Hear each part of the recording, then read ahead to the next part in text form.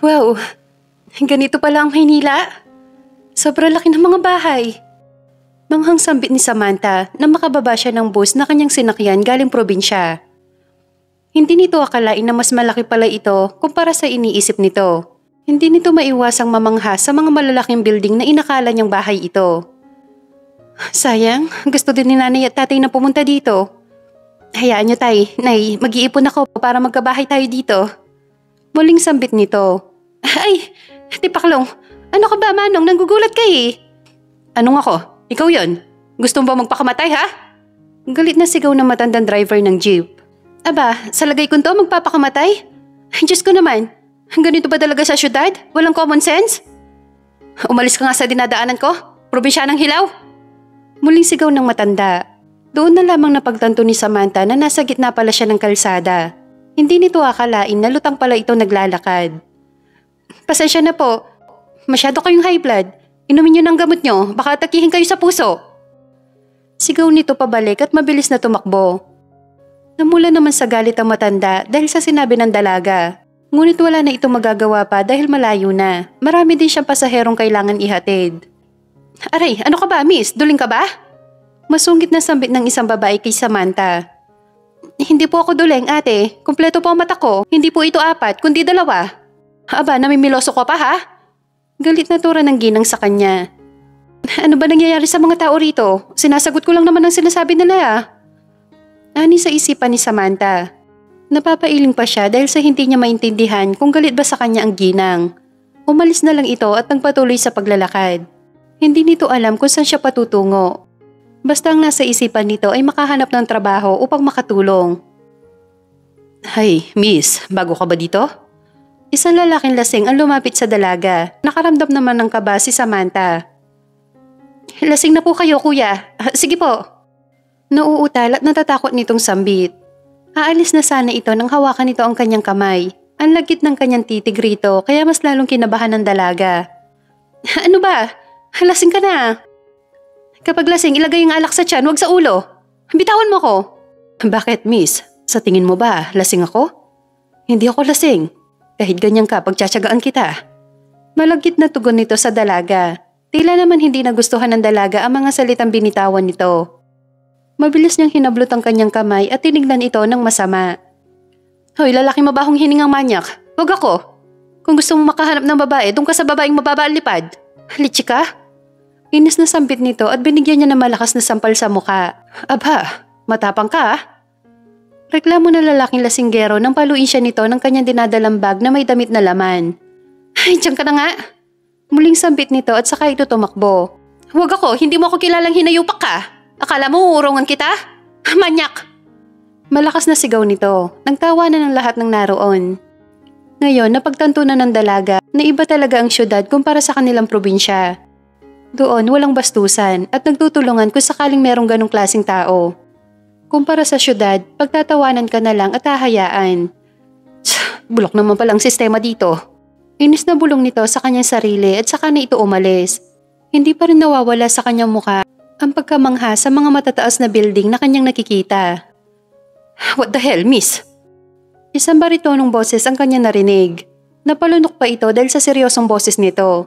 Hindi kasi ito tumitingin sa kanyang dinadaanan dahil namamangha siya sa mga matataas na building. Sorry. Anong sorry? Tignan mo itong ginawa mo. Dinumihan mo yung sapatos ko. Wow, para sapatos lang? Pwede naman yung punasan eh. Seryosong tugon ni Samantha rito. Akmang pupunasan niya sana ito nang bigla siyang hawakan ng binata sa kanyang kamay. Taga-probinsya ka no? Taas kiling na tanong nito. Nalaki naman ang mga mata ni Samantha. Napalunok nang tuluyan nitong nasilayan ang mukha ng binata. Tila nakakita siya ng gwapo nila lang. Natanging sa dyaryo niya lang ito nakikita. Ha?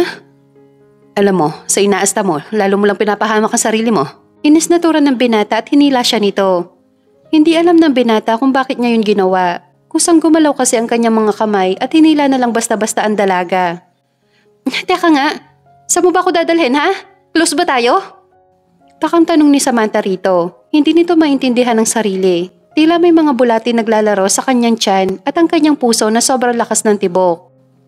Daig pa nito ang nakikipagdigma dahil sa kaba. Taga-probinsya ka nga. Gusto mo ba mapahamak, ha? Ano mapahamak? Haler, nandito ako para maghanap ng trabaho, no? Alam ko. Pero miss, hindi mo alam kung ano ang Maynila. Huwag kang tanga, baka mamaya mabibigla ka na lang, nasa bahay aliwan ka na. Seryosong tugon ng binata rito. Nanlaki naman ang mga mata ng dalaga. Hindi siya bobo para hindi malaman kung ano ang tinutukoy ng binata. Aliwan? Bakit? Mukha ba akong babaeng bayarin, ha? Hoy, kung gusto mo makatira, doon ka. Wag ako. Layan mo ako, manyak. Inis na sigaw ng dalaga rito. What the?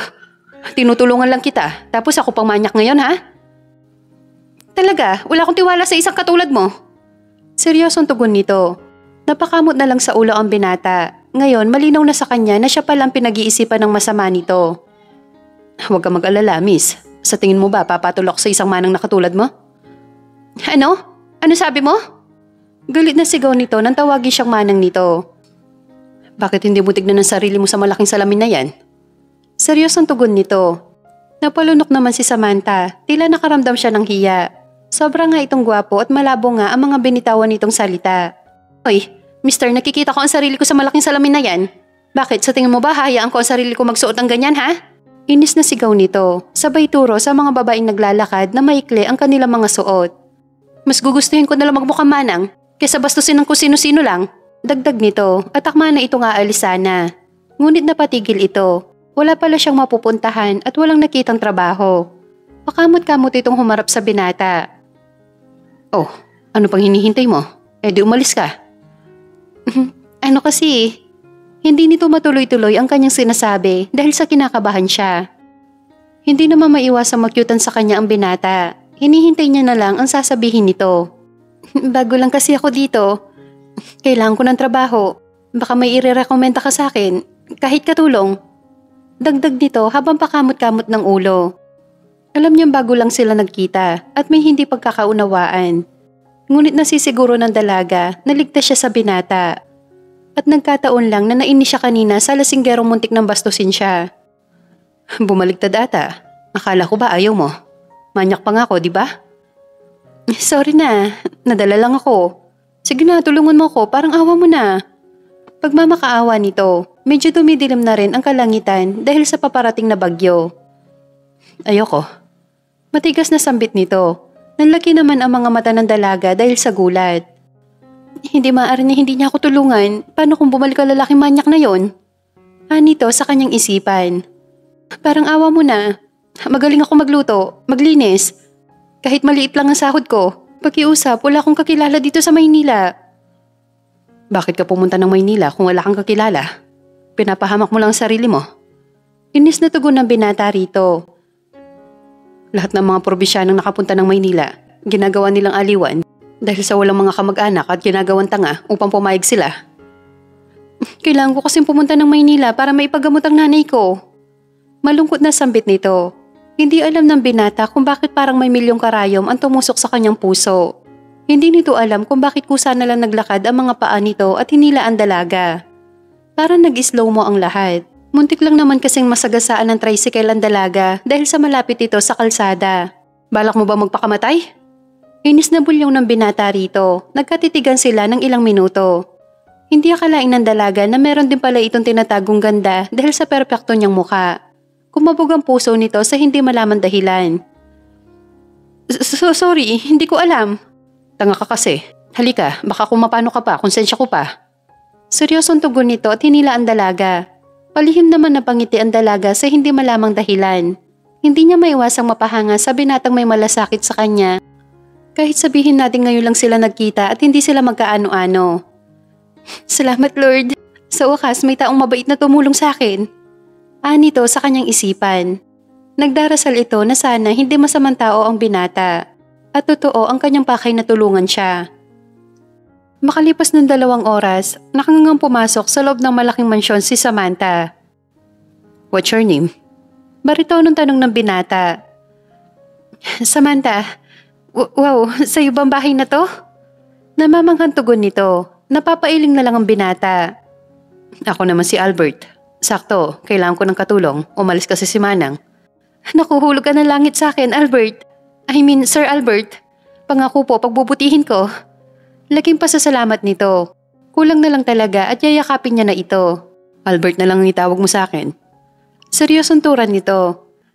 Sige na, kailangan ko nang umalis. Magluto ka na lang dyan ng pagkain mo. Teka lang sir, anong oras kayo babalik? Nahihiyang tanong nito. Meron akong meeting ngayon at may family dinner kami ng fiancé ko. Napatango naman si Samantha. Hindi nito alam kung bakit parang nasasaktan siya sa salitang family dinner ng kanyang fiancé. Sige sir, mag-iingat po kayo. Awkward na tugon nito at inayos ang kanyang gamit. Napabuntong hininga naman ang binata at sinulyapan ang dalaga. Ipasok mo ang gamit mo sa guest room na yan. Diyan pansamantala magiging kwarto mo. Gusto ko bukas linisin mo ang swimming pool sa likod. Pupunta yung kaibigan ko. Seryosong tugon nito. Ngumiti naman ang dalaga at saka ito tumango. Sinunod din nito ang bilin ng amo niya nang umalis na ito. Hey, bakit nagiging abnormal ang puso ko? Bulong ng dalaga at naisip na lang nito na magluto ng kare-kare dahil nakaramdam siya ng gutom. Napamangha pa ito nang buksan nito ang ref, puno ng karne. Bali 3 kasi ang pinto ng ref. Kaya muli niyang tinignan yung isa at puro gulay ito at ang isa naman ay puro chocolate at mamahaling alak. Iba talaga pag mayaman. Marami laman ng ref. Naiiling na sambit nito at kinuha ang mga sangkap. Hapon na rin at naisipan na lang nito magluto ng hapunan at magpahinga. Bukas niya na lang ng maaga lilinisin ang swimming pool. Ano yan niluluto mo? Ay, tipaklong. Gulat na untag ng dalaga nang may baritonong boses ang nagsalita sa kanyang likuran. Albert, akala ko umalis ka na. Pasensya na. Muling sambit nito. Nakita naman ang binata na namutla ito dahil sa gulat. Hindi niya akalain na nervyosa pala ang probinsyana niya magiging katulong. Yes, aalis rin ako agad. Nakalimutan ko lang kasi ang papeles ko. Ganun ba sir? Sige po, baka gusto niyo po munang kumain. Tanong ng dalaga. Umiwas ito ng ibang direksyon. Pakiramdam niya kasi, hinihigop siya ng kulay abong mga mata ng binata. Hindi na, isara mo na maigi ang pinto. Huwag kang magpapasok na kung sino, lalo na kung hindi mo kilala.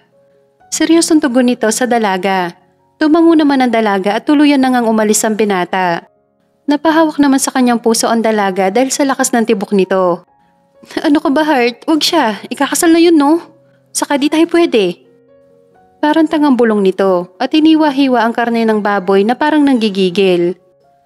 Makalipas ng 2 oras, nakahiga sa sofa ang dalaga dahil sa sobrang kabusugan nito. Hindi niya akalain na mapapadami pala ang kain nito. Pagod din ang kanyang katawan. At pasado 6:00 na ng gabi, naisipan na lang nito magpahinga upang maaga magising para linisin ang swimming pool. Bukas na rin ako mag-uumpisa. Kumusta na kaya sila nanay at tatay? Namiss ko na sila agad. Bulong nito habang pinipikit ang kanyang mga mata at unti-unting hinila ng kadiliman ang kanyang diwa at nakatulog. Kinabukasan, hindi maiwasang magmuni-muni ng dalaga habang naglilinis ito ng swimming pool. Nakasuot ito ng panjama at puting t-shirt. Hindi naman maiwasang mapangiti ng binata na makita niya ito sa kanyang kwarto. Para na akong balo sa kakangiti. Inis na sambit nito sa kanyang sarili. Hindi niya kasi maiwasang maalala nito ang maamong mukha ng dalaga. Lalo na ang mga labi nitong tila nangaakit sa binata upang halikan ito. Shit. Hindi pwede to. May fiancé na ako. Di hamak na mas maganda yon kaysa sa manang na to. Muling sambit nito at tinuon na lang ang pansin sa laptop. Pero hindi nito maiwasang mapasulyap sa dalaga. At dito nga ay nakita niya ito nagsasayaw na parang nag-e-enjoy sa ginagawa niya. Albert, focus. Bukas na ang final board meeting natin. Huwag mo nang pansinin ang manang na yan. Parang baliw na turan nito sa kanyang sarili. Tumalikod dito sa board at gumamit ng headset upang hindi nito nakikita ang dalaga. Na-attract kasi ito at hindi siya makafocus sa ginagawa nito. Shit, I think I need a coffee. Tama, magkakape na lang ako para di ko siya nakikita. Ngiting tugon ng binata sa kanyang sarili at tumayo. Pero ganun na lang ang gulat nito nang hindi makita ang dalaga sa gilid ng swimming pool. Ganun na lang ang laki ng kanyang mga mata na makita itong nalulunod. Shit! Samantha! Malakas na sigaw nito at mabilis na tumakbo palabas. Mabilis siya lumangoy sa swimming pool at tiniahon nito si Samantha na ngayon ay wala ng malay. Shit! Samantha! Wake up! Tarantang sambit nito habang tinatapik ang kanyang pisngi, ngunit tila napagod dito at maraming nainom na tubig. Napalunok ang binata na mapagtanto niya nakabakat ang damit na suot nito at ang katawan nitong mala Marian Rivera ang shape at ang labi nitong namumula. Hindi na siya nagdalawang isip pa kundi ang i-CPR ang dalaga upang mailabas ang tubig na kanyang nainom. Hindi maintindihan ng binata ang kanyang sarili na lumapat ang kanilang mga labi. Hindi nito napigilan ang sarili dahil sa lambot nito. Oh God! Naisambit na lang ni Albert na makita kung paano umubo si Samantha. Sir? Next time kapag hindi mo kaya, nanigas sa kanyang kinaupuan si Albert na bigla siyang yakapin nito. Hindi rin natuloy ang pagsermon nito sa kanya. Kumabog ang kanyang puso sa hindi malamang dahilan. Tila may saya sa kanyang puso dahil sa pagkayakap sa kanya ng dalaga. Salamat. Akala ko katapusan na ng buhay ko. Umiiyak na sambit nito. Tinapik ni Albert ang kanyang likuran at pinapakalma ang kanyang sarili. Ramdam kasi nito ang kaba at takot sa boses nito. Lalo na ang panginginig ng kanyang katawan. Magbihis ka na. Huwag ka na rin maglinis ng swimming pool. Kalmadong tugon nito kay Samantha. Tumango ang dalaga at saka ni ito nagpaalam na umalis. Napaiwas din ng ibang direksyon si Albert na naglakad na ito papasok ng bahay. Napahawak si Albert sa kanyang puso at basang-basa rin siya. Hindi nito inalintana ang lamig dahil mas nangingibabaw sa kanyang puso ang saya at palihim ito nakangiti. Siya na rin na nagkusang linisin ng pool dahil darating na ang kaibigan nito. Samantala, hindi naman maiwasang mapangiti ni Samantha. Hindi nito akalain na maililigtas siya mula sa pagkakalunod. At ang taong sumagip sa kanya ay ang taong lihim niya ng minamahal. Nagkape ka na ba, Samantha? Nakaluto ka na rin ba? Bungod ng binata rito. Opo, sir. Drop the sir. Albert na lang. Ihahin mo na yan sa mesa, darating na ang kaibigan ko. Seryosong tugon nito at hindi na siya nakatingin ng diretsyo sa dalaga na kanyang ipinagtataka. Sige, Albert. Siya nga pala. Maraming salamat talaga. Pangako hindi na mauulit at sana wag mo akong paalisin sa trabahong to. Kinakabahang sambit ng dalaga. Sino may sabi nga alis ka rito? Nice. It's okay. Kung tutuusin, kasalanan ko rin eh. Kamot ulong tugon nito. Hindi naman maiwasan ng dalaga na napapailing. Para sa kanya, ito na atang masayang trabahong kanyang napasukan sa tanang buhay niya. By the way, 2 buwan ka lang mananatili bilang kasambahay ko. Dagdag nito. Po? Bakit po? Dahil ba sa nangyari? Gulat na untag ng dalaga. Nakaramdam ito ng dismaya at lungkot dahil para sa kanya napakabilis ng 2 buwang pananatili sa kanyang bahay. Hindi, Samantha. Babalik na kasi si Manang. Don't worry, ibibigay ko naman ang buo ang sahod mo para at least makauwi ka ng probinsya at makapagnegosyo. Seryosong tugon nito. Pero hindi ako pwedeng mawala ng trabaho, Albert. Kailangan ng nanay ko ng pera para sa operasyon niya. Malungkot na tugon ng dalaga. Nakakunot noon naman ang binata dahil sa narinig niya mula rito. Operasyon? Takang tanong nito. Bumuntong hininga ang dalaga, saka ito umupo sa malaking mesa, ganun din ang binata. Oo, Albert. Nagkaroon kasi ng heart failure ang nanay. Kailangan makahanap ng donor. Pero sabi ng doktor meron na raw, pera na lang ang kulang. Kaya ka ba nakipagsapalaran sa Maynila kahit sobrang delikado? Seryosong tugon ng binata rito. Oo, pero wala akong pakialam. Para sa akin, mas mahalaga pa rin ang buhay ng nanay ko. Huwag ka nga selfish, Samantha. Muntik ka na mapahamak dahil dyan. Saka wala ba kayong kamag-anak man lang? Wala, Albert. Pero okay lang. Sige, tatapusin ko ang 2 buwan. Ang mahalaga, meron akong maipadala sa kanila nun. Saka maghahanap na rin ako ng pwedeng pagkakakitaan. Sambit nito, saka na ito tumayo. Sige, Albert. Ihahanda ko na ang pagkain na niluto ko. Dagdag na tugon nito at saka na siya umalis. Napabuntong hininga naman ang binata at napapikit ng mata. Hindi nito alam kung paniniwalaan ba talaga nito ang dalaga sa mga salitang binitawan niya.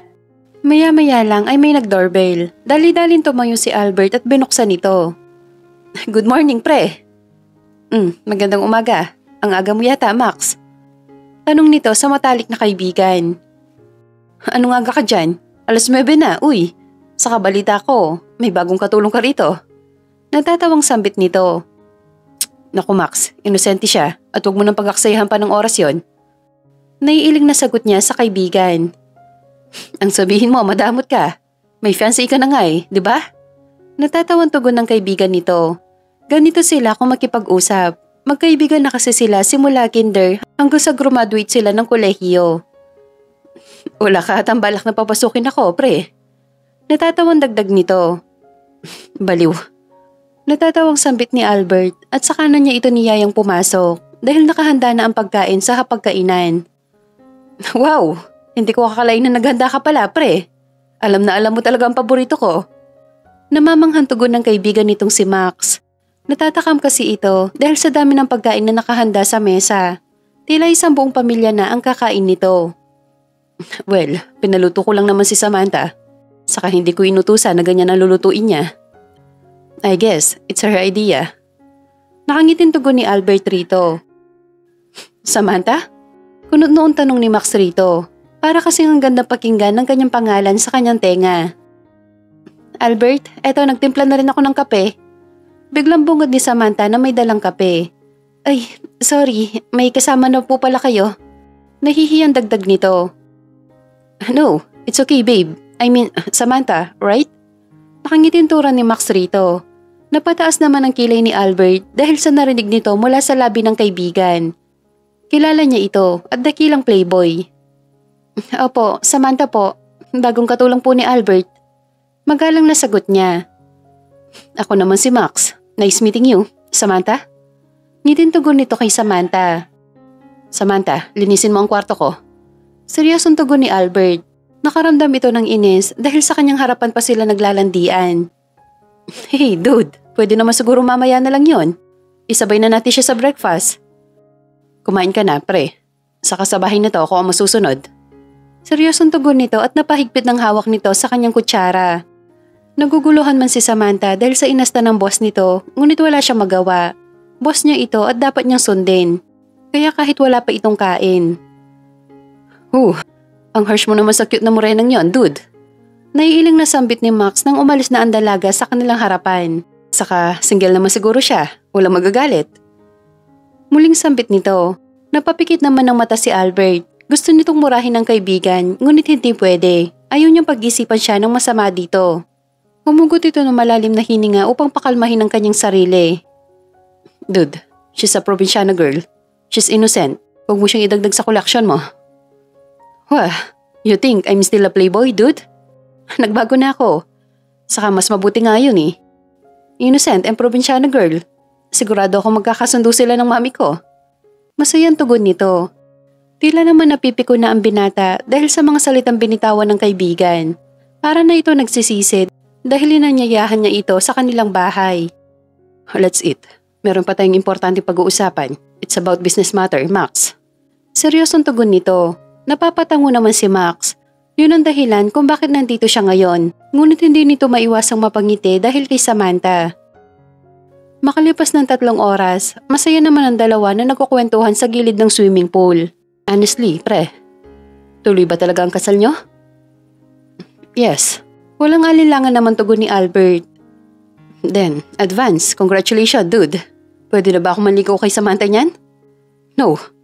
Mabilis na sagot nito na ipinagtataka ng kaibigan. I mean, bakit sa akin ka nagpapaalam, di ba? Dagdag nito. Napalunok si Albert. Nagsimula na rin tumambol ang kanyang puso sa hindi malaman dahilan. Kung sa bagay, huwag ka mag-alala. I think kapag tapos na ang wedding nyo. Ngitin tugon ng kaibigan nito. Tumango na lang si Albert. Nagpaalam na rin si Max na kukuha lang ng merienda. Tutol pa sana ito, ngunit mas nakakabuti yon para hindi na siya makita ni Samantha. Ayaw kasi nito sa pakiramdam na may makausap na iba si Samantha bukod sa kanya. Samantha! Ay, manok na adobo!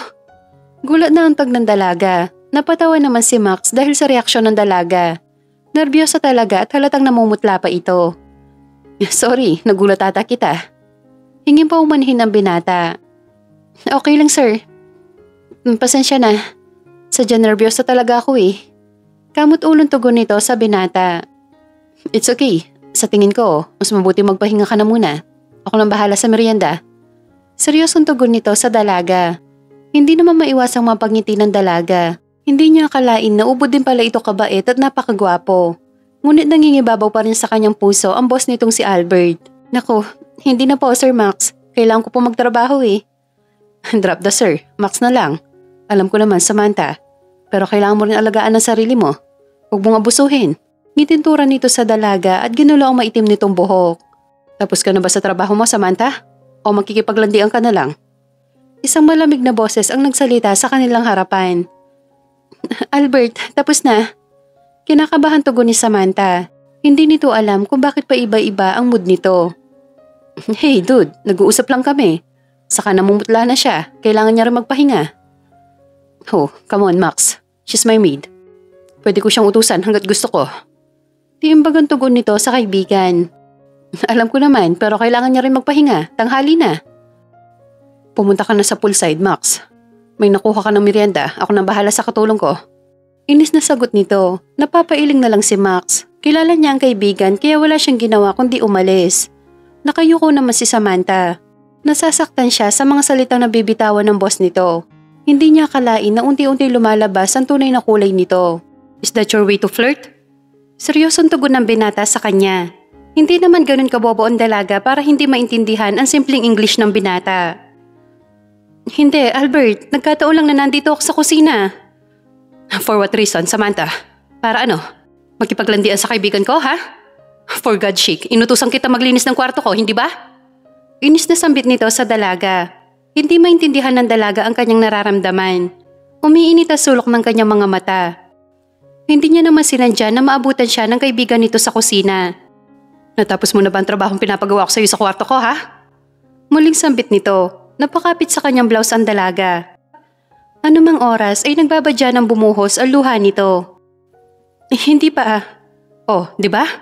Talaga sinadya mong pumunta ng kusina. Kasi alam mo nandito ang kaibigan kong si Max. Natatawanturan nito. Hindi maintindihan ni Albert ang nararamdaman nito. Hindi niya makontrol ang sarili kaya niya napapagalitan ng dalaga. Hindi naman sa ganon, Albert.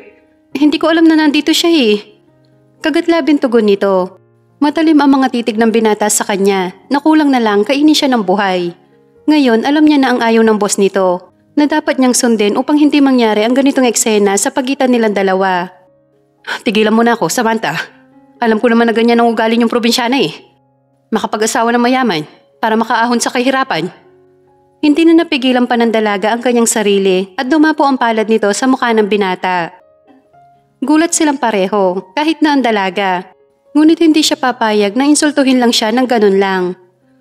Huwag mo akong ikumpara sa iba, Albert. Maayos akong pinalaki ng mga magulang ko. Mas mabuti pa maging mahirap kaysa maging mayaman kung ang sama naman ang ugali niyo. Galit na sigaw nito. Tumulo ang kanyang luha.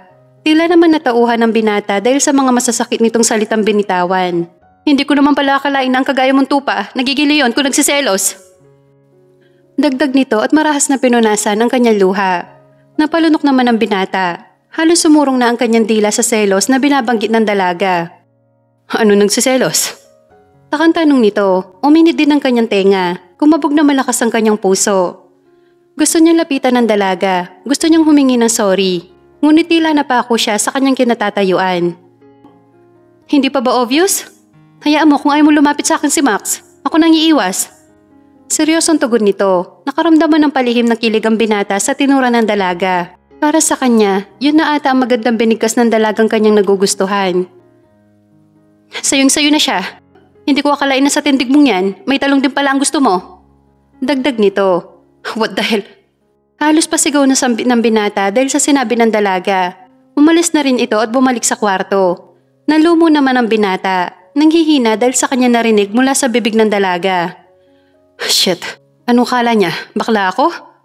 Halos nababulong na bulong nito at tila wala sa kanyang katinuan. Dude, halika na. Kwentuhan na tayo. Tawag pansin sa kanya ni Max mula sa pinto. Medyo natatagalan kasi ito kaya sinundo niya na.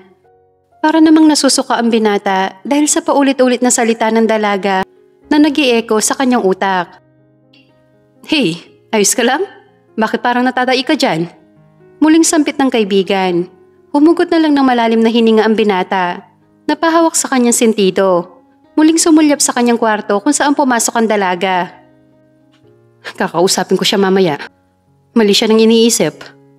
Stress na ani ng binata sa kanyang isipan at sumunod na sa kaibigan sa poolside. Samantala, halos hindi na mapigilan ng dalaga ang kanyang sarili Diring-diri siya dahil hindi niya akalain na ang lalaking kanyang lihim na iniibig ay isa palang bakla. Nawalan na lang siya ng ganang kumain, imbis na nagugutom siya.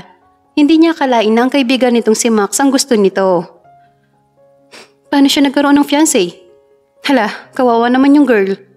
Para siyang timang habang kinakausap nito ang kanyang sarili. Pakiramdam niya tuloy, siya ang hindi makaka-move on dahil sa kanyang natuklasan na purong mali naman. Napasulyap siya sa pool dahil kitang-kita naman ito sa kwarto. Napangiwi pa ito na makita kung paano siya inakbayan ng Sir Albert nito ang kaibigan. Hoy sir, pananansing na yan! Gusto yun isigaw ng dalaga, ngunit alam niya naman na hindi siya maririnig nito dahil sa window-proof ang bintana nito. Bigla na paupo ang dalaga, nandilim ang kanyang paningin sa hindi malaman dahilan. Napahawak sa kanyang tiyan. Hala, inaatake na naman ako ng ulcer ko. Anas nito at pinilit tumayo. Pagyewang-gewang siyang pumunta ng pinto, ngunit nanlalabo ang kanyang mga mata. Kapag nalipasan siya ng gutom, ay inaatake ito ng pandidilim na paningin at kuminsan pa'y nawawalan ito ng malay. Samantha? Gulat na untag ni Albert na makita na namumutlang mukha ng dalaga. Pinagpapawisan na rin ito ng malamig. Samantha! Sigaw nito nang masalo niya ang dalaga. Sobrang lamig nito na tila ba'y naliligo ng yelo. Natakot ang binata kaya agad itong tumawag ng doktor. Hey, dude! Kalma, magigising din siya. Pagpapakalma sa kanya ng kaibigan. I don't know what to do. Dude, paano kung hindi ko siya tinignan sa kwarto? Kinakabahanturan nito. Pinapadikit ang kamay nito at punong-puno ng pag-aalala ang buong mukha nito na ipinagtataka ng matalik na kaibigan. Wah, hindi ka naman ganyan sa fiancé mo ah. Para atang bumaligtad at sa kanya ka nag-aalala. Seryosong tugon ng kaibigan.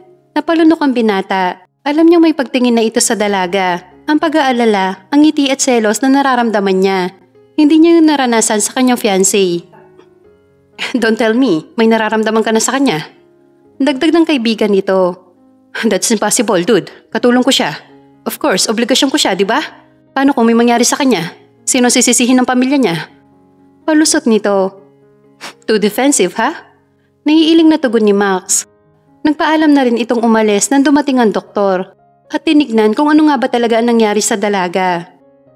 Nalipasan siya ng gutom kaya siya nahimatay. Huwag kang mag-alala, magigising din siya. Ang gawin mo na lang, lutuin mo siya ng mainit na sabaw o lugaw na pwede niyang kainin. Paliwanag ng doktor. Yes, Doc. Maraming salamat. Tugon nito. Napahila mo sa mukha ang binata hanggang sa naalala nito na hindi pa pala siya kumain kanina ng almusal. Dahil sa selos at pinapalinis niya ito sa kwarto. Shit, this is all my fault. Nagsiselos ako nang wala sa lugar. Inis na sambit nito sa kanyang sarili. Muli niyang sinulyapan ng dalaga na mahimbing pa ring natutulog. Naisipan nito magluto na lang ng arroz caldo para manumbalik ang lakas ng dalaga. Kailangan niya pa magpaliwanag sa dalaga at humingi ng pasensya sa mga salitang binitawan nito.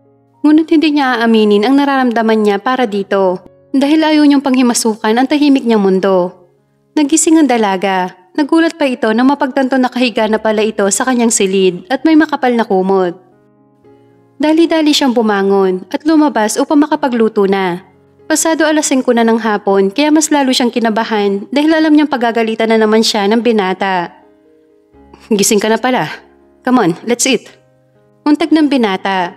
Napalunok naman ang dalaga dahil naka-apron ang binata at kitang-kita ang pandesal nito. Huy, bruha, bakla yan ha? Ani sa isipan ng dalaga. Pasensya na Albert, nakatulog ako. Okay lang, kumain ka na para bumalik ang lakas mo. Itintugon nito na ipinagtataka ng dalaga. Okay ka lang Albert? May nakain ka ba? O may lagnat ka? Pag-uusisa ng dalaga at akmang hahawakan nito ang kanyang muka nang pigilan ng binata ang kamay nito. Napalunok ang dalaga at biglang kumabog ang kanyang puso. Nagsalubong ang kanilang mga mata na parang inaakit ang isa't isa. Napasinghap na lang ito nang bigla siyang hablutin ng binata at niyakap niya ang dalaga ng lalaki ang mga mata habang malakas na kumakabog ang kanyang puso. Let's stay like this, please. Seryosong turan nito. Ano bang pinagsasabi mo? Gusto mong pagsilosin si Max? No, I'm not a gay. Max is my friend. Wala akong gusto sa kanya. Seryosong tugon nito. Hindi alam ng dalaga ang gagawin. Gusto niya itong itulak, ngunit ayaw ng katawan nito. Pakiramdam niya, gusto niya itong ginagawa sa kanya ng binata. I'm sorry. Sorry sa mga binitawan kong salita sa iyo kanina. Nabigla lang ako. Dagdag nito, bumibigat ang paghinga nito sa balikat ng dalaga. Napalunok ang dalaga at dahan-dahan siyang tinutulak. Albert naman, alam mo naman na hindi tayo talo, di ba? Bakla ka, kinakabahang sambit ng dalaga rito. Nanlaki naman ang mata ng binata dahil sa narinig. Napakalas ito sa yakap at seryosong tinitigan ng dalaga. Anong sabi mo? Pag-uulit nito, tila kasi nabibingi na ang binata dahil sa lakas ng tibok ng kanyang puso. Ang sabi ko, hindi tayo talo, bakla ka. No, I'm not a gay. Bakla ka, pinagseselosa mo nga si Max sa akin, di ba? No, mali ka lang iniisip. Tama na yan, Albert. Huwag ka mag-alala, ligtas sa akin ang sikreto mo. Nakangitin tugon ng dalaga. Kahit sa kaloob-looban nito ay hindi niya tanggap ang pagkatao ng binata. Minahal niya na ito at tila ayaw tanggapin ng puso nitong bakla ito. Sabihin mo pang salitang yan. I'll swear, I punish you. Bakit kasi ayaw mong sabihin ng katotohanan na bakla ka? I said I'm not. Nanlaki ang mga mata ng dalaga nang hilain siya nito at hinalikan. Hindi ito nakakibo, natila na shock ng panandalian dahil sa ginawa ng binata. Ang first kiss ko, ani sa isipan ng dalaga. Gusto niya itong itulak, ngunit tila nagugustuhan ng kanyang katawan ang ginawa ng binata. Napapikit siya sa kanyang mga mata at sinasabayan ang ginagawa ng binata. Bago lang siya sa ganoong paraan, kaya hindi niya akalain na madadala siya nito ng binata. I'm not a gay, isa pang bakla. Sisiguraduhin ko na hindi lang yan ang ipaparusa ko sa'yo. Pagbabanta nito bago iniwan ang dalagang tulala at nakahawak sa kanya labi. Napaupo na lang ang dalaga. Halos gusto nang kumawala ng kanyang puso sa katawan dahil sa labis na kilig na kanyang nararamdaman. Thank you Lord, hindi talaga siya bakla. Nakangiti ang bulong nito sa kanyang sarili at saka siya nagsimulang kumain. Dahil nakaramdam na ito ng gutom dahil sa nangyari. Mabilis na lumipas ang isang linggo, hindi akalain ni Samantha na mas lalo silang naging close ni Albert. Anong luto to, Samantha? Takang tanong ni Albert rito. Napangiti naman si Samantha saka ito bumuntong hininga. Iba talaga kapag anak mayaman no? Escabeche tilapia, subukan mo, masarap yan. Halata nga, mapaparami ang kain ko nito. Nasasabik na tugon nito kay Samantha at nagsimulang kumain. Hindi maiwasang maalala ni Samantha kung paano siya halikan nito. Naging awkward sila sa isa't isa. Ngunit kalaunan, kinalimutan na rin nila ang nangyari at nag-focus na lang sila sa kani-kanyang ginagawa. Siya nga pala. Eto, I think kailangan mo ng pera para may maipadala ka sa magulang mo. Seryosong tugon nito at binigay ang sobre. Naku Albert, hindi pa araw ng sweldo ko. Isang linggo pa lang ako rito. Takang tugon nito kay Albert. Ngumiti si Albert. Alam nito sa kanyang sarili na iniibig niya na ang probinsyana niyang maid. Ngunit hindi siya nagpapakita ng kakaibang kilos rito. Ayaw niya na rin itong pumupunta ng kanilang bahay si Max para bisitahin ito. Okay lang, konting tulong lang. Sige, maraming salamat Albert. Ipapadala ko na lang mamaya sa Palawan. Sambit nito at nagsimula na rin silang kumain. Ikaw ang magpapadala sa Palawan? Gulat na untag ng binata. Oo, saka bala ko rin sanang mamasyal sa park. Total linggo naman ngayon. What if may lalapit sa kanya lalaki? Ani sa isipan ni Albert. Umiral na naman ang pagkasiloso nito kahit alam niyang mali ang ginagawa niya. Ngunit wala siya magagawa, puso niya na ang nagdikta. Hindi pwede. I mean, samahan na lang kita. Nakalunok na turan nito. Ha? Madali lang naman ako, Albert. Saka di ba may meeting ka ngayon? Pwede ko naman i-cancela yon, Samantha. Pero kaya ko naman Nag-aalalang tugon nito. Naisip kasi nito na baka pagalitan siya at hindi nito maintindihan kung bakit nagiging protective ito sa kanya. Ganito na lang, samahan mo na lang ako sa opisina ko. I mean, pagkatapos mong ipadala ang pera. Para naman hindi ka nababagot dito sa bahay, di ba? Seryosong tugon ng binata. Napabuntong hininga naman si Samantha.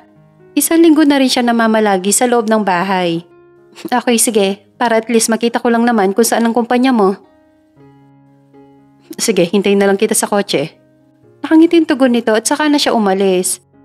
Napahawak naman sa kanyang puso si Samantha. Napapangiti.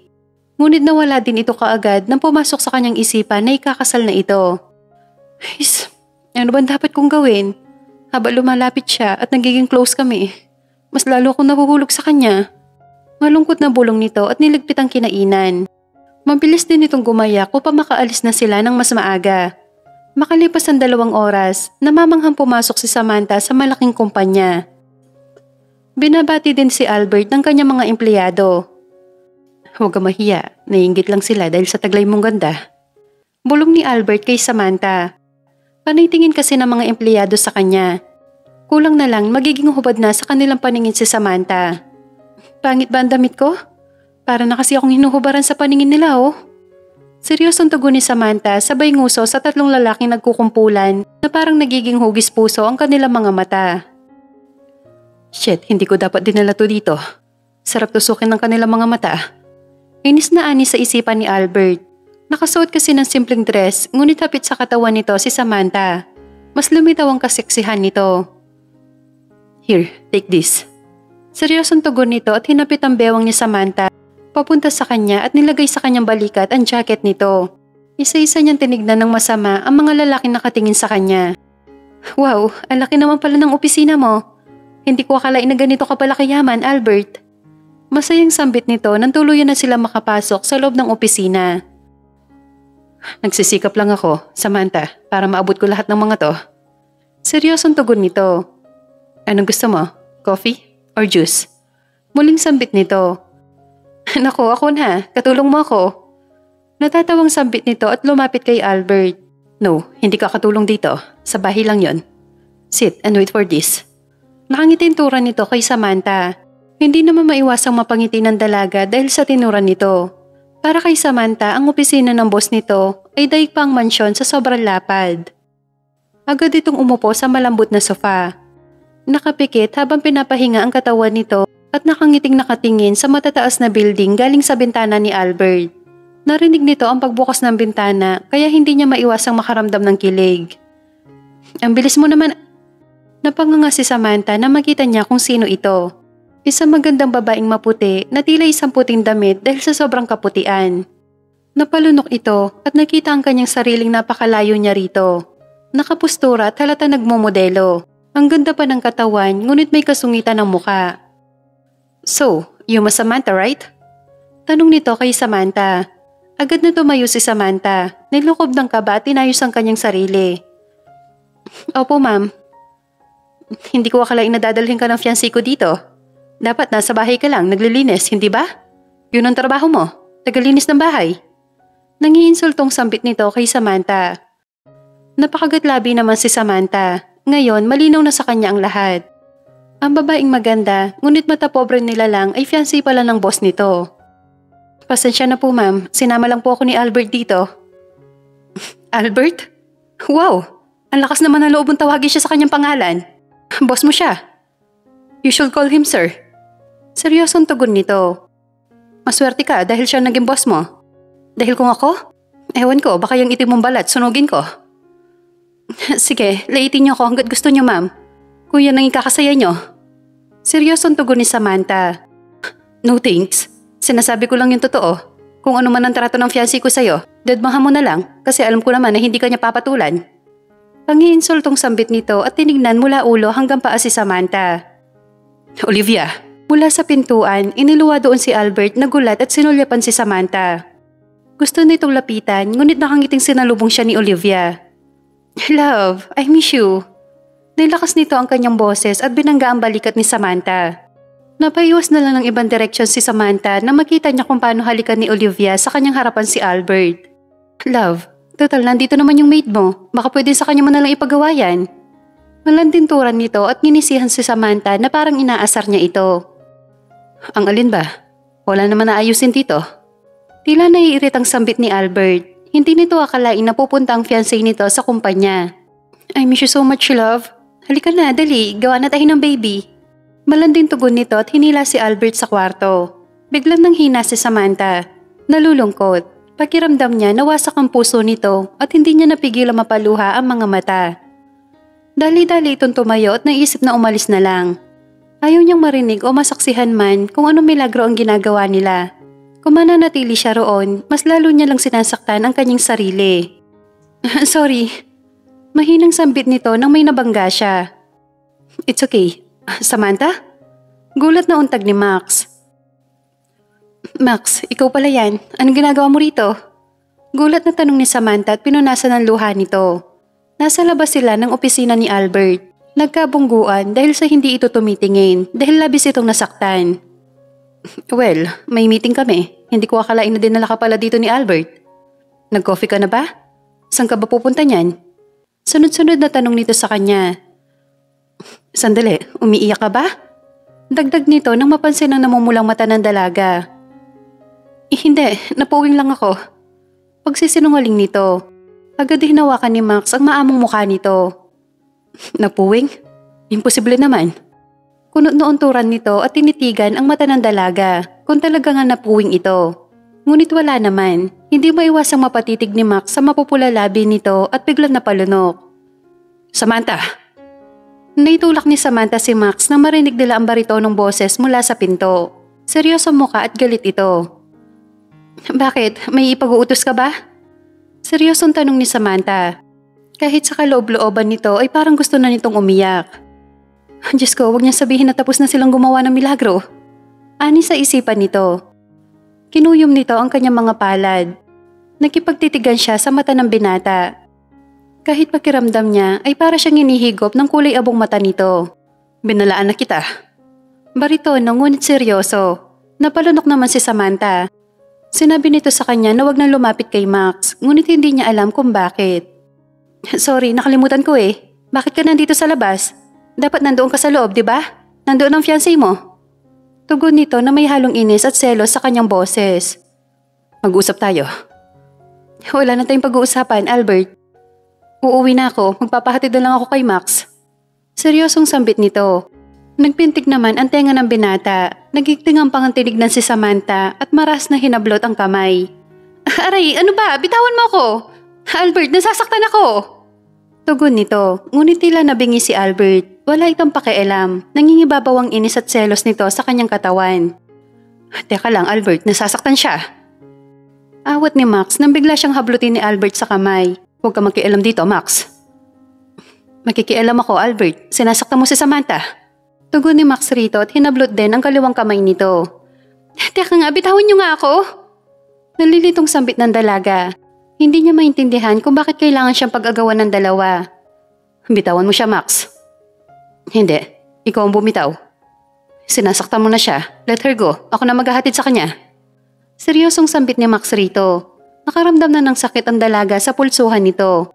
Humihigpit kasi ito habang inihila siya ng dalawa. Albert, pabayaan mo ng babaeng yan. For God's sake, ipinapahiya mo lang sarili mo. Shut up, Olivia. Malabig na sagot nito kay Olivia. Hindi maintindihan ni Samantha kung bakit galit na tumitig sa kanya si Olivia.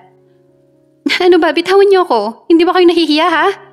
Inis na sambit ni Samantha at maras na hinila ang mga kamay nito at tinignan na masama ang dalawa. Kung gusto niyo mag-away, huwag niyo akong idamay. Dagdag nito, mabilis siya naglakad. Tinawag pa siya ni Max ngunit hindi pa rin ito nakikinig. Albert, come back here!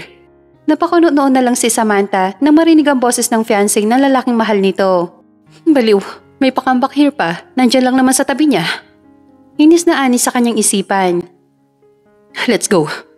Ganun na lang ang gulat nito na mapagtantong may bumuhat sa kanya na parang sako. Nanlalaki ang mga mata nito na mapagtantong ito pala si Albert. Albert, ano ba? Ibaba mo ko, nakakahiya. Gusto mo ba may skandalo, ha? I don't care. Hoy, nandun ang fiancé mo, ibaba mo na ako. Kaya ko nang umuwi, kaya ko mag-commute. Pagpupumiglas nito sa balikat ng binata. Huwag kang malikot, Samantha. Baka mamaya mahulog ka pa. Seryosong tugon ng binata. Nakalimutan mo ata sinabi ko sa'yo last time. I will punish you. Napakunot ang dalaga. Wala naman ito naalalang paparusahan siya nito. Ibaba mo sabi ako eh. Mahinang sambit ng dalaga. Lumakas ang tibok ng kanyang puso at nakangusong nakahawak sa balikat ng binata. Huwag kang malikot. Baka mamaya hindi ko mapigilan ang sarili ko at mahal kang kita. Tugon nito. Wala nang nagawa pa si Samantha kundi ang tumahimik at lihim na kinikilig. Hindi nito maintindihan kung bakit pakiramdam niya ay nanalo siya sa babaeng yon. Kinabukasan, maaga nagising si Samantha. Maingat itong bumangon at tinignan si Albert na mahimbing na natutulog. Lagi mong tatandaan na mahal kita. Hindi kita makakalimutan, Albert. Bulong nito at tinignan ng gwapong mukha nito. Hindi niya akalain na tuluyan niya nang sinuko ang kanyang puri na makita nito ang mantsang dugo sa puting bedsheet. Dahan-dahan nitong tumayo upang hindi magising ang binata. Hinalikan niya ito sa noo. Mali ang ginawa niya. Isa itong malaking pagkakamali na dapat ay hindi siya nagpadala sa init ng pagmamahal. Patawarin niyo ko, Nay, Tay. Umiiyak na banggit nito habang nagbibihis at nilagay sa kanyang malaking bag ang kanyang mga damit. Wala nang saysay para manatili pa ito. Alam niyang ikakasal ang binatang mahal niya, ngunit wala na siya magagawa pa kundi ang umiwas, kahit may nangyari na sa kanilang dalawa. Sana sa ganitong paraan makakalimutan kita, Albert. Muling sambit nito at tinignan ng unang bahay na kanya nagsisilbing tulugan sa loob ng 1 linggo. Umiiyak ito ni Lisa ng bahay at ang taong mahal niya. Hindi dapat siya maabutan nito nang sa ganon madali lang sa kanya ang umalis. Paalam, Albert. Malungkot na banggit nito at walang tigil sa paglandas ang luha nito.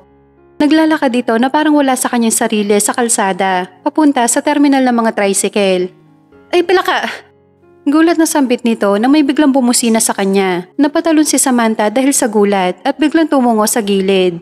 Napalunok siya na mapagtanto nitong familiar ang sasakyan na bumusina sa kanya. Saan ka pupunta? Galit na sigaw ni Albert sa galit na boses. Tulala naman nakatingin sa kanya si Samantha. Hindi nito alam ang gagawin at parang gusto na lang nitong tumakbo, ngunit ayaw na mga paa nitong umalis. Iiwan mo na ba ako, ha? Bakit? Dahil ba sa nangyari sa atin? Kaya kitang panagutan. Muling sambit nitong nagpupuy sa galit ang kanyang muka. May bibilhin lang naman ako, Albert eh. Bibili lang ako ng tuyo sa kanto. Palusot nito. Huwag ka na magpalusot. Lahat ng gusto mong kainin binili ko na. Tapos bibili ka ng tuyo na may bitbit na malaking bag? Sa tingin mo ba, matatakasan mo ako, ha? Seryosong tugon nito. Umayos ng tayo si Samantha. Umiinit ang bawat sulok ng kanyang mga mata. Aalis na ako, Albert. Babalik na ako sa probinsya. Ano? Babalik ka? Nahihibang ka na ba? Sa tingin mo, papakawalan kita? Gayong may nangyari na sa atin? Seryosong tugon nito habang napapahilot sa kanyang sentido. Ano ka ba, Albert? Hindi mo ba nakikita ang sarili mo, ha? Sa tingin mo, tama ba itong ginawa natin? Malaking mali yun. Ano na lang ang sasabihin ng pamilya ko sa probinsya? Ano sasabihin ng fiancé mo, ha? Iyak na tugon nito. Probinsya na ako, galing sa pamilyang mahirap, Albert. Dagdag nito. Wala akong pakialam kahit mahirap ka. Wala akong pakialam kung probinsyana ka. Ang mahalaga, mahal natin ang isa't isa, Samantha. Seryosong tugon ni Albert at hinila nito sa Samantha at niyakap na mahigpit. Pero ayoko maging dahilan para maghiwalay kayo. Albert, mahal kita, pero kaya kong magparaya. Kahit masakit tatanggapin ko, kailangan ko nang umalis. Seryosong tugon ng dalaga rito. Sige. Napangat ng tingin ng dalaga. Hindi nito akalain na papayag na ang binata. May parte sa kanyang puso na nasaktan siya, ngunit yun na lang ang tanging paraan upang makaiwas at makapagsimula muli sa kanilang probinsya. Alam niya na magagalit ang mga magulang nito, lalo na't sa tradisyon nila na dapat mananatili kang birhen sa magiging mapapangasawa mo sa hinaharap. Sasama ako sa iyo sa probinsya at mamamanhikan ako. Dagdag ni Albert at kinuha ang gamit ni Samantha at sinakay sa kotse. Gulat naman na panganga si Samantha dahil sa ginawa nito. Akala nito pababayaan na siya at hahayaang makabalik ng probinsya, ngunit nagkamali pala siya. Paano mo nalaman ang tungkol sa pamamanhikan, ha? Gulat na untag ni Samantha rito habang nakasakay na sa kotse. Alam ko ang tradisyon nyo na taga-probinsya, hindi nawawala ang pamamanhikan sa inyo. Pero hindi na ako birhen, paano kung malaman nila? Kinakabahang sambit nito kay Albert. Simple lang, di wag natin sabihin ng totoo. Seryosong tugon nito. Sigurado ka ba? Muling tanong ni Samantha. Para sa kanya, kailangan niya malaman ng totoo at baka nadadala lang sa emotion si Albert. Iba ang pamamanhikan. Kailangan ng pamilya ni Samantha ang pamilya ng kanya magiging asawa.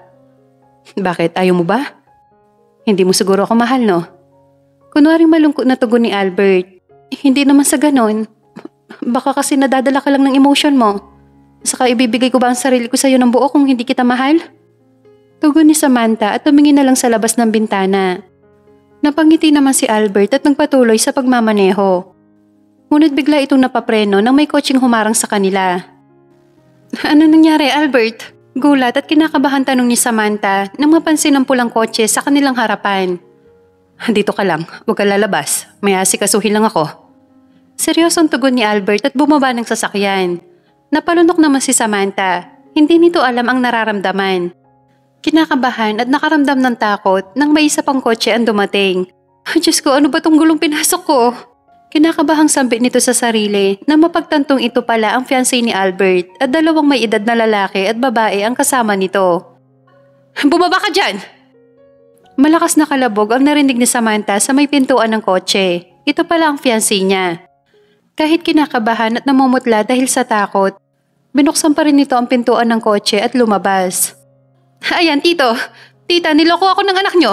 And guess what? Sa isa pang katulong na isang probinsyana. Galit na sigaw nito at nilalait si Samantha. Come on, Olivia. Hindi kita gusto. Kahit taga-probinsyana yan, mahal ko at magkakaanak na kami. Seryosong tugon ni Albert. Nalalaki matang tinignan naman siya ni Samantha. Hindi nito alam kung ano ang pinaplano ng binata para rito. Ano? Magkakaapo na kami? Gulat na untag ng dalawang matanda kay Albert. Yes, ma. Dad. Kaya patigilan niyo na ang babaeng yan. Kamot ulong tugon ni Albert. Gusto naman batukan ni Samantha si Albert, ngunit kahit siya ay gulat na gulat nang tumakbo ang matanda sa kanyang kinaroroonan. Totoo ba, iha? Magkakaapo na kami? Excited na ako. Magiging lolo na ako. Masayang sambit ng dalawa rito. Ano yan, tito, tita? Masaya pa kayo sa magiging anak ng anak niyo manloloko? Gulat na sambit ni Olivia sa dalawang matanda. Tumahimik ka, masyadong matabas ang dila mo. Pag may masama nangyari sa apo ko, ibabagsak ko ang kumpanya ng pamilya mo. Pagbabanta ng matandang lalaki rito, natahimik si Olivia at naluluhang umalis habang tinignan ng masama si Samantha bago umalis. Naku, kailangan mo na magpahinga. Saan ba kayo pupunta, ha? Maselan ba ang pagbubuntis mo, iha? Tanong ng ginang rito. Tulalaman at gulat ang ekspresyon ng mukha ni Samantha, ngunit kailangan niyang panindigan kahit hindi naman totoo. Hindi naman po. Aba, kailan ba ang kasal niyo? Seryosong tanong ng ama ni Albert sa kanya. Napalunok naman si Samantha. Professional ang kanyang kausap, kaya medyo kinakabahan siya, lalo na sa idea ni Albert. Actually, probinsyana siya. Meron silang tradisyon na dapat nating sundin. Tradisyon? Anong klaseng tradisyon ba yon, iho? Nalilitong tanong ng ama nito. Bumuntong hininga naman si Albert at kinindatan si Samantha na parang natatae dahil sa kaba. Naisip kasi nito na baka mamaya mabubuking sila sa ginagawa nito at sigurado siyang sisipain siya ng dalawang matanda. Kailangan natin mamanhikan. Wow, ang ganda niyan. Yan ang gusto ko noon, kaya lang ang daddy mo nakatuluyan ko. Namamangha na sambit ng ina nito. Ano pang hinihintay niyo dyan? Tayo na't mamamanhikan na tayo. Tawag pansin ng dalawang matanda sa kanilang dalawa. Oo na, Dad. Ma, mukhang kayo pang dalawang excited eh. Kamot ulong tugon ni Albert at saka na sila umalis patungong probinsya. Makalipas ang 4 na oras, natanaw na nila ang maliit na bahay na gawa sa kahoy at yero. Maliit na garden at may dalawang pamilyar na figura kay Samantha. Tay, Nay? Masayang tawag nito sa dalawang matanda. Samantha, anak? Dumating ka. Ano bang balita at sino yung mga kasama mo? Masayang tugon ng ina nito. Tay, Nay? Huwag sana kayong mabibigla, ha? Kinakabahan turan niya Samantha sa kanyang mga magulang. Ano ba yon, anak? Nakagawa ka ba ng kasalanan? Kaya ba sila sumama rito? Kinakabahang sagot ng nanay nito. Mahirap lang po kami pero welcome kayo sa munting tahanan namin. Pero nalilito kami kung bakit kasama niyong anak ko. May nagawa bang kasalanan ng anak ko? Kinakabahan tanong ng tatay nito. Mano po, tay, Nay? Wala pong kasalanan si Samantha. Nandito kami para mamanhikan. Walang preno na sagot ni Albert. Yun naman pala eh. Mamamanhikan. Ano? Mamamanhikan? Gulat na untag ng ama ni Samantha. Oo, kumpare. Namamanhikan kami. Nagkagustuhan sila ng aking anak at magkakaroon na tayo ng apo. Masayang balita ng ama ni Albert. Apo? Gulat na untag ng ina ni Samantha at tila nawawalan na ito ng ulirat dahil sa kaba. Nay! Sigaw naman ni Samantha nang mawalan ng malay ang nanay nito at tinutulungan ng dalawang matanda upang pakalmahin sila. Maling idea ang ginawa mo. Inis na bulong ni Samantha kay Albert. Hindi ko naman alam na madaling mawalan ng malay ang nanay mo eh. Kamot ulong sagot naman ni Albert rito. Kailan sisimula ng pamamanhikan? Ay Diyos ko, kumari naman, nanggugulat ka. Gulat na untag ng ina ni Albert nang bigla itong bumangon at nagsalita. Pasensya na Mare, nagulat lang naman ako. Karding, ihawin mo na ang 2 manok Bisaya at magsisimula na tayo. Sigaw ng ina ni Samantha na tila nagkaroon na ito ng enerhiya. Napapailing na lang si Samantha at nakaramdam ng hiya. Ngunit masaya pa rin ito dahil matutuloy na ang pamamanhikan.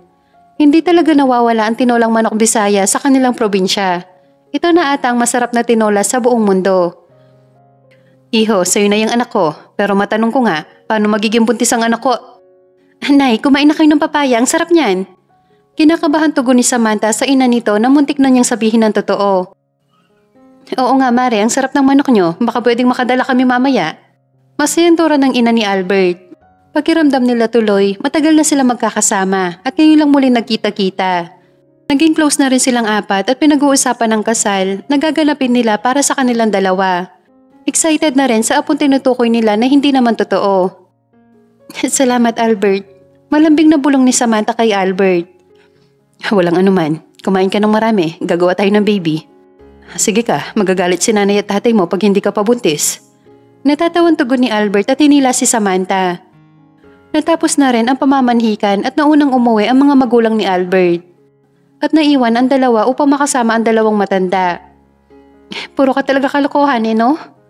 Naiiling sambit ni Samantha. Hindi nito akalain na magiging asawa pala nito ang kanyang amo. Mahal na mahal kita, Samantha.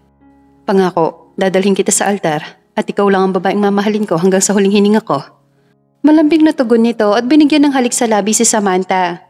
Masaya si Samantha. Sa wakas, natupad na rin ang pangarap nitong makasama ang binata at maging asawa nito. Mahal na mahal din kita, Albert. Pangako ko, ikaw lang din ang lalaking mamahalin ko. Huling banggit ni Samantha at muli silang naghalikan na nagpapatunay kung gaano nila kamahal ang isa't isa. Makalipas ng 3 buwan, kinasal na rin si Samantha at Albert. Nabuntis ito, nalabis na ikinatuwa at saya ni Albert at ang kanilang mga magulang. Nagpatuloy na rin sa pag-aaral si Samantha pagkatapos niyang manganak. At naoperahan na rin ang nanay nito sa kanyang puso sa tulong ni Albert at successful ang kanyang operasyon.